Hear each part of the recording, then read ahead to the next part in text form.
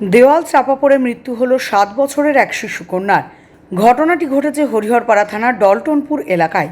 পরিবার সূত্রে খবর, শনিবার বাড়িতে কাজ চলছিল আর তখনই অসাবধানতাবশত দেওয়াল চাপা পড়ে যায় ওই শিশু। পরিবারের সদস্যরা তড়িঘড়ি তাকে উদ্ধার করে হরিহরপাড়া ব্লক প্রাথমিক স্বাস্থ্যকেন্দ্রে নিয়ে গেলে সেখানে তার অবস্থার অবনতি হওয়ায় তাকে মুর্শিদাবাদ মেডিকেল কলেজ ও হাসপাতালে স্থানান্তরিত করা হয়। সেখানে নিয়ে গেলে চিকিৎসকেরা ওই শিশুকে মৃত বলে ঘোষণা করেন। শোকের ছায়া নেমে এসেছে পরিবার জুড়ে। বলতে এখানে বাচ্চা ছেলেটা বাড়িতে বসে মোবাইল দেখছিল হয়তো, আর বাড়ির পাশে একটা চালা ঘর ছিল, ওটাকে মানে চালগুলো নামিয়ে নতুনভাবে টিন দিয়ে আপনার চাল করার ইচ্ছা ছিল। তো ওখানে একজন কাজ করছিল, কাজ করার সময় টাল নামিয়ে যখন বাসটা টানতে গিয়ে উপর থেকে ইট খসে পড়ে যায়।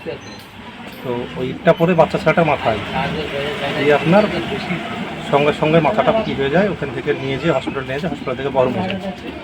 এখন বহরমপুর থেকে খবর আসছে যে ছেলেটা মারা গিয়েছে।